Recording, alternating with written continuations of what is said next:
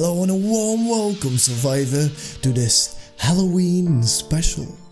This story is called Doors by A.C. Johnson. Enjoy. I was adopted. I never knew my real mother. Rather, I knew her at one time, but I left her side when I was too little to be able to remember. I loved my adopted family though. They were so kind to me. I ate well, I lived in a warm and comfortable house, and I got to stay up pretty late. Let me tell you about my family real fast. First, there's my mother. I never called her mom or anything like that, I just called her by her first name, Janice. She didn't mind at all though. I called her that for so long I don't think she even noticed. Anyhow, she was a very kind woman. I think that she is the one who recommended my adoption in the first place. Sometimes I would lay my head against her in front of the television and she would tickle my back with her nails. She is one of those Hollywood mothers. Second, there was Dad. His real name was Richard. But he never really liked me much, so he began to refer to him as Dad, in a desperate attempt to gain his affection. It didn't work. I think that no matter what I called him, he would never love me as much as his own child. That's understandable, so I really didn't press the matter. The most notable attribute of Dad was his unmoving sternness. He was not afraid to pop his children when they did something wrong. I found that out before I could use the restroom properly. He didn't hesitate to spank me. Well, I'm in line, and it's because of his methods. Lastly, is my sister. Little Emily was really young when I was adopted, so we were about the same age. But she was slightly older. I like to think of her as my little sister though. We got along better than any sibling could possibly get along. We would always stay up late together and just talk. While she did a lot of the talking, I mostly just listened because I loved her. It was a great setup that we had. We were short on bedrooms, so because I didn't want to sleep in the living room by myself when I was little, I had a pallet set up for me next to a bed on the floor. This is where I have slept since. But it was cool with me because I enjoyed being with her, and I had always felt protective of my little sis. Everything changed on a horrible Wednesday night. I was at home taking a nap when little Emily opened the front door. The sound of the door opening pulled me to a state of consciousness, and I walked from the room down the hall to the living room. That's when I first remembered it was Wednesday. I was never any good at keeping track of what day it was. Actually, I'll just go ahead and say it. My sense of time was horrible. But nevertheless, I knew it was Wednesday because Emily had just come home from a church youth group gathering. She walked in the front door and hugged me, then was followed in by Dad and Janice. "You have a good nap?" Janice said teasingly as she ruffled up my hair. I just shook my head away and snorted in a manner that clearly expressed that I was teasing back with her. "Don't you snore at your mother like that," said my father gruffly with authority. He shut the door behind him and hung up his coat. I was clearly joking, I growled under my breath. He must not have heard me because I didn't feel him smack me. Emily then proceeded to her room and I followed. She started telling me about her day, usual teenage girl stuff, but I listened so that she would feel better. After a summary, she suggested watching TV, and I obliged and jumped onto the couch as she was going for the remote. She rolled her eyes at my little brother-like immaturity and scooted me over and sat down. The TV turned on and we watched it together until the sun went down.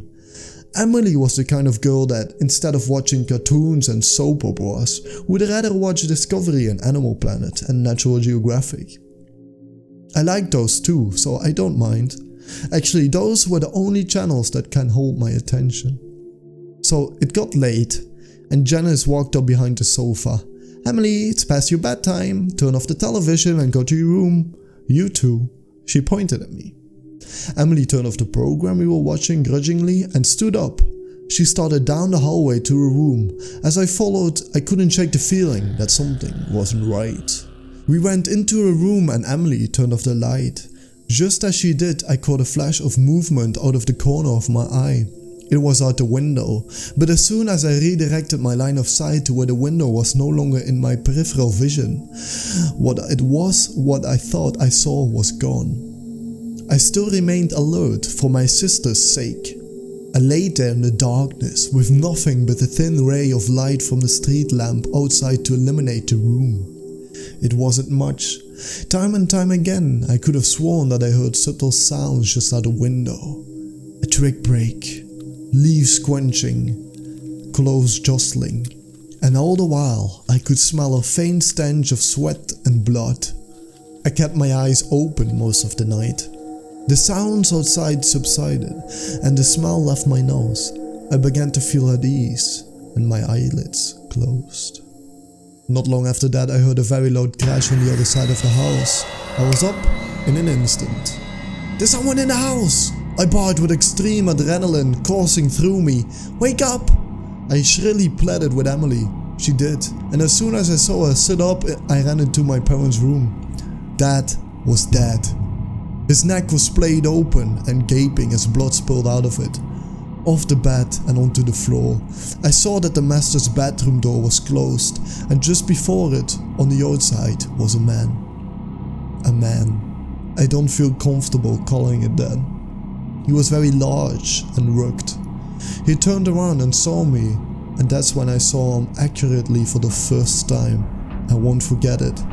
His eyes were large and beady and trapped with lust. He was styling a beard that was badly unkempt with blood dripping off. His clothes were dirty and his face was cold. Just then I noticed the same horrid smell of sweat and blood from earlier, but this time it was overwhelming. He saw me. He saw me and grinned with a set of crooked yellow teeth. That smile threw me off. I thought that I was going to die, but then he turned back to the bathroom door completely unperturbed by my presence. I was terrified and didn't know what to do. I just yelled and cried. I watched as he shouldered through the door that was my mom's only protection.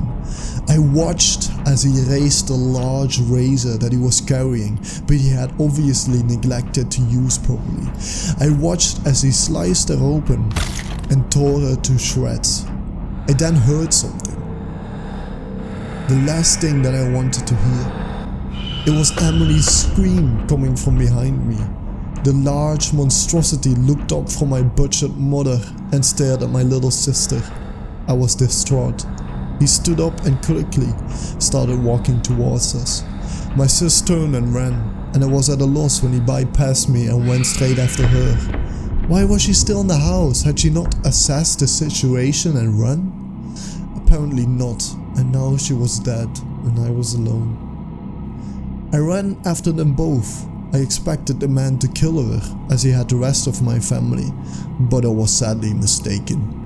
He grabbed her by the arm and jerked her as a way to make clear that he was in control. He dragged her through the house. I was making all of the noise I could now, hoping and praying that someone would come to my aid. He mustn't take her, not her. As he passed me, I backed against the wall and whimpered with terror. Why? He didn't respond except by putting his free hand on my head, while Emily screamed in the other and saying, "Good boy." He gave another crooked grin and a very cold, unnatural laugh. I followed him to the door, where he dragged my helpless sister after him. He opened it, pulled her out and slammed it shut behind him. I am now sitting in the house with my mutilated adopted parents, shivering and whimpering with dismay. He's out there with her, doing who knows what to her, and I can't do anything. I would if I could, but I can't. I would chase after them in a heartbeat, but I can't. I sit here, looking at the front door. I look down at my paws. If only I could open doors. Oh, I love this story. It's so great. I love the twist in the end. I hope you enjoyed it as well. And of course, if you did, leave me a comment. So, for the rest, enjoy your Halloween. I hope this gave you the spooks. It was quite cool. And I'll see you in the next one.